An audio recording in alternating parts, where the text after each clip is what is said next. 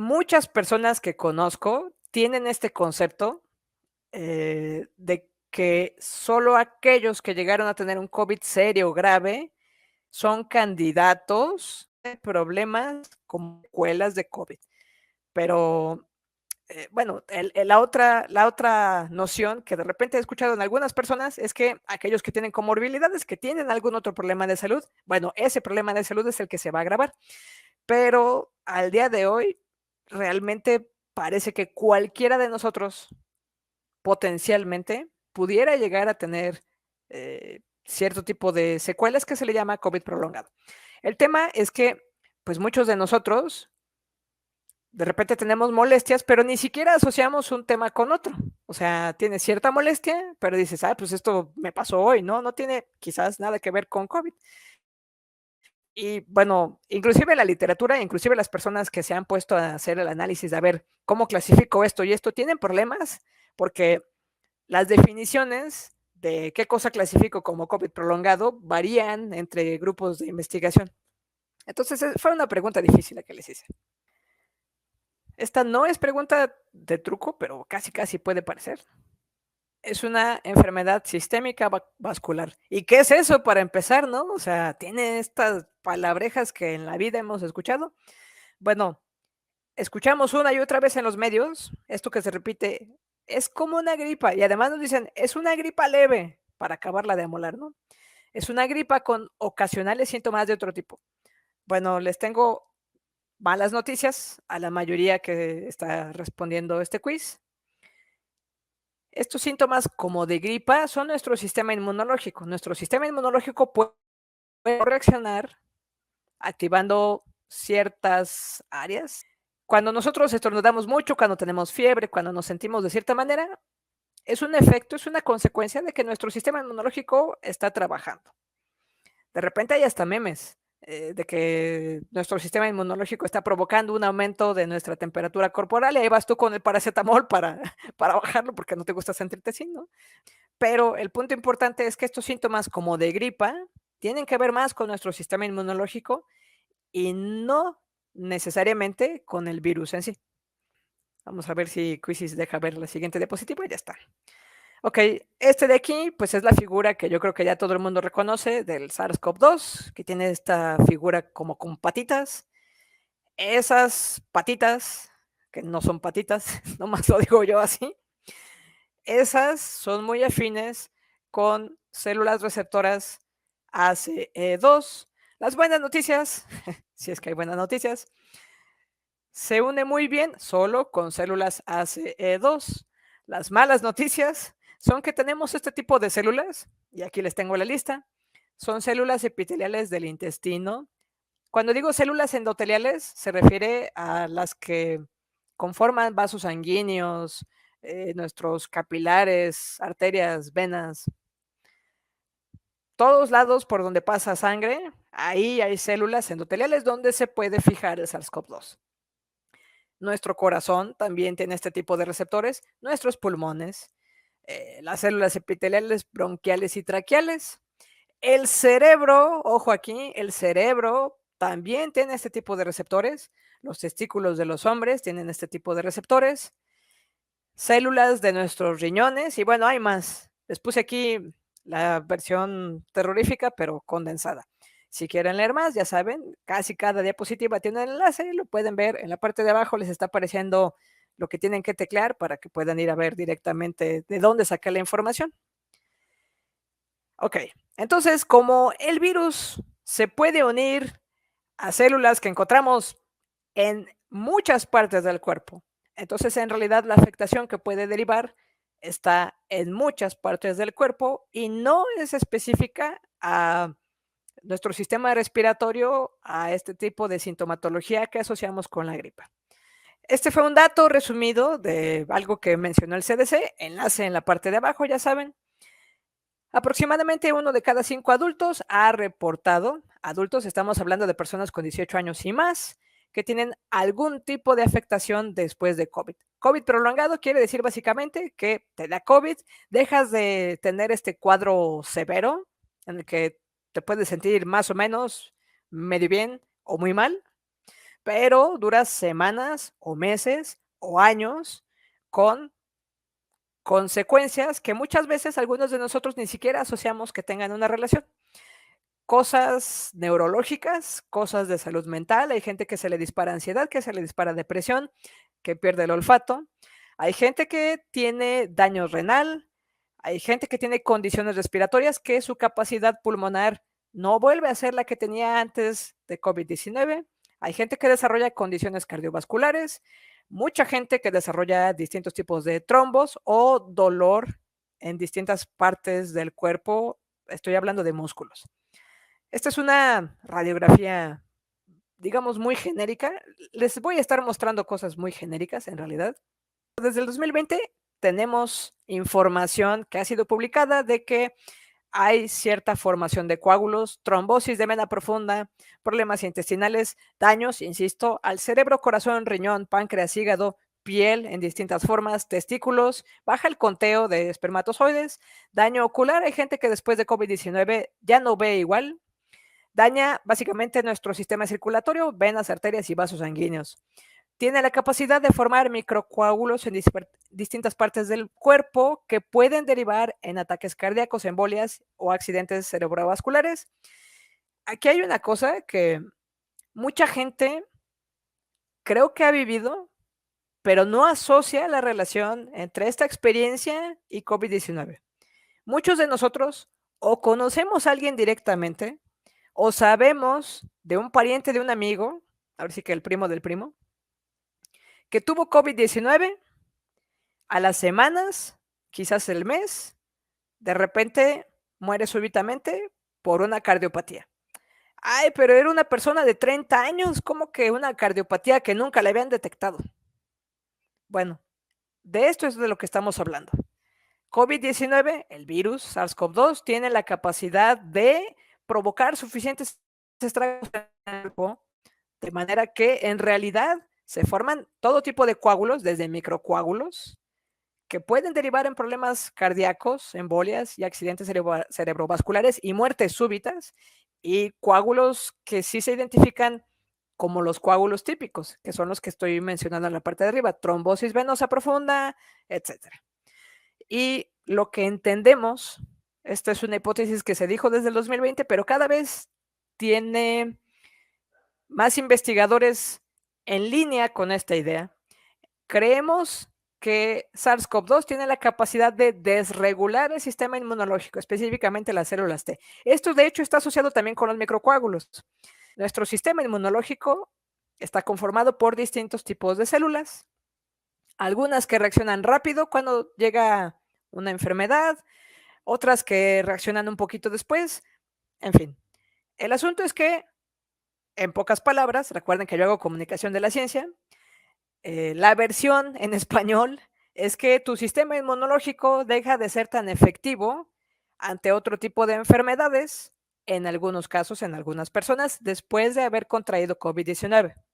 Bueno, hemos estado escuchando las noticias, no sé si ustedes, pero yo sí, que por ejemplo en Canadá y en otros países, de repente, la cantidad de gente que termina en el hospital por influenza, por virus respiratorios como el RSV, de niños afectados por este tipo de enfermedades, hasta por el Streptococcus A, que ahora está muy de moda en Reino Unido, lamentablemente, es atípico. No hay muchas otras explicaciones para decir, bueno, ¿por qué la gente se está hospitalizando en tasas muchísimo mayores este año por estas otras enfermedades que antes del COVID-19? Bueno, una posible respuesta es que algunas de esas personas, inclusive algunos de estos niños, contrajeron COVID-19 que, por decirlo de manera simple, descompuso de cierta manera su sistema inmunológico, lo cual los vuelve más sensibles para que ahora otro tipo de enfermedades sean más serias en ellos. El tema de los microcoágulos también está relacionado con cierta afectación del sistema inmunológico. Esta es una hipótesis. Ustedes saben, en ciencia, bueno, se publican distintas hipótesis que se sustentan en evidencia. Eso no significa que sea una verdad absoluta. Conforme avanzamos en los análisis, es posible que una línea de investigación quede descartada o que sea reforzada. En este camino estamos. Lo que yo he leído me hace pensar que esta es una de las líneas más sólidas para explicar lo que está sucediendo en el mundo. ¿Por qué en Canadá de repente hay más muertes en exceso? No es que haya habido magia, es que el mundo ha pasado por 2 años de pandemia, donde no sé cuántas veces se han estado infectando de COVID y la posibilidad de que esta enfermedad afecte su sistema inmunológico está ahí. Entonces, bueno, hay distintas publicaciones que hablan de esta hipótesis de que la infección por SARS-CoV-2 libera microcoágulos y estos microcoágulos pueden derivar en algunas de las afectaciones que vemos como COVID persistente, como por ejemplo la fatiga. Parte de la explicación de por qué se forman microcoágulos con SARS-CoV-2 tiene que ver con estos anticuerpos desregulados que básicamente, si entiendo bien, provocan que nuestro propio sistema inmunológico pueda estar provocando daños e inflamación en nuestros vasos sanguíneos. Estos microcoágulos, de manera tradicional llamábamos coágulos, cuando alguien dice, es que tuvo una embolia y le detectan el coágulo en una resonancia magnética, no es ni la misma sensibilidad con la cual se pueden detectar los microcoágulos y parece que no es tampoco la misma morfología, inclusive la misma estructura o la misma dureza. Estas gráficas de aquí, que hablan de distintos tipos de afectaciones por COVID prolongado, no se van a ver en la presentación de YouTube, pero están en el enlace que está apareciendo en la parte de abajo de su pantalla. Ahí sí lo pueden ver en tamaño completo. Ahí se pueden dar una idea de qué porcentaje de la gente llega a tener qué tipo de afectaciones. Y sí, COVID también afecta a niños. COVID prolongado también afecta a niños. En algún momento, parte de lo que nos decían, hay que regresarlos todos a la escuela, al cabo que no les pasa nada. Bueno, pues desafortunadamente eso fue información imprecisa. Alrededor de 16 millones de estadounidenses, esta es una nota del mes pasado, alrededor de 16 millones de estadounidenses en edad laboral sufren COVID prolongado. Es posible que 4 millones de estas personas no van a volver a su vida laboral normal, porque el tipo de COVID es altamente discapacitante y lo más trágico del asunto, si eso no fuera suficientemente trágico, es que muchas de esas personas no sabemos si se van a recuperar. Esta enfermedad se asocia con un virus llamado SARS-CoV-2. Ese 2 está asociado con el hecho de que ya hubo otro SARS. La gente que en la década previa se enfermó del primer SARS y que tuvo este tipo de problemas de fatiga crónica, mucha de ella al día de hoy no se ha recuperado.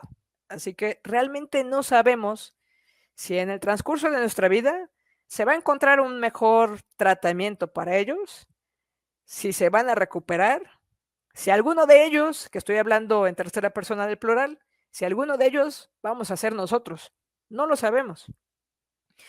Para empeorar las cosas, les tengo aquí esta gráfica. Esta gráfica, el número de infecciones, el eje de abajo, es el número de infecciones por individuo. Y el eje Y, este de aquí arriba, el radio de riesgo. O sea, entre más arriba estés acá, más riesgo tienes de desarrollar este tipo de consecuencias, secuelas, riesgos asociados con SARS-CoV-2. Entonces, bueno, si nunca te infectas, tu riesgo asociado, pues obviamente es bajo, estás en el piso. Te infectas una vez, bueno, pues ahí está el riesgo. Hay cosas que tienen más riesgos que otra. Parece que el tema pulmonar es de las que están más elevadas en la primera infección. Pero ¿qué creen? Si te infectas una segunda vez, aumentan todos los riesgos. Desde problemas musculoesqueléticos, dolores, por ejemplo, problemas neurológicos, problemas de salud mental, fatiga, todos están aumentando. Si te enfermas una tercera vez, el riesgo es mayor, incluyendo quizás el que es más evidente en esta gráfica, la hospitalización. ¿Qué va a pasar si me enfermo una cuarta vez? ¿Qué va a pasar si me enfermo una quinta vez? Bueno, no lo sabemos, pero los datos en este momento lo que sugieren es que lo mejor que nos puede pasar es, no importa cuántas veces ya te enfermaste, que podamos estar en las condiciones como para enfermarnos una vez más. Estas siguientes diapositivas son testimonios de personas que sufren COVID prolongado y que, bueno, básicamente su vida pues se puso en pausa. Y eso incluye inclusive adolescentes, adolescentes que, bueno, de 14 años, pues ya su vida que era ir a la escuela y jugar y salir con sus amiguitos, amiguitas, bueno, pues ahora se convirtió en una vida de estar postrado en una cama. No hay edad. Y bueno, eh, el riesgo de muerte aumenta durante los siguientes 6 meses después de haber eh, sufrido de esta infección. Eso es lo que nos dicen los datos, insisto, ahí está la literatura. El tema cognitivo, está pues interesante y bien preocupante. Se han identificado y se han documentado problemas cognitivos que tienen que ver con lo que típicamente llamamos coeficiente intelectual. También hay una diapositiva más adelante que habla de un envejecimiento cerebral. Ha habido SARS-CoV-2 que parecieran mostrar un cerebro, aunque fuera una persona joven, un deterioro cerebral como de una persona de más de 70 años. Se han hecho pruebas, por ejemplo, con ratones, que es lo que muestro yo en esta pequeña publicación. Bueno, la afectación en el cerebro está asociada con algo que se llama poda sináptica. Son procesos que se parecen de cierta manera, quizás lo estoy interpretando mal, pero lo que yo entiendo es que se parecen, por ejemplo, a las afectaciones de Alzheimer. Entonces, bueno, son cosas que no quisiéramos que nos sucedieran, pero bueno, son ejemplos justamente de publicaciones que hablan de este tipo de afectaciones cognitivas y de otro tipo, inclusive en el caso de personas que dicen que su sintomatología durante COVID fue leve. Entonces, insisto, por eso desde el principio yo les dije, bueno, es que no existe el COVID leve. ¿Por qué no existe el COVID leve?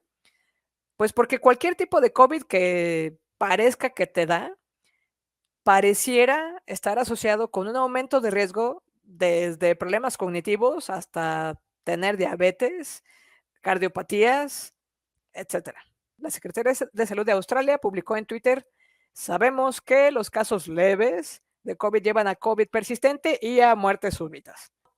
Esto es el tema de las embolias, los coágulos.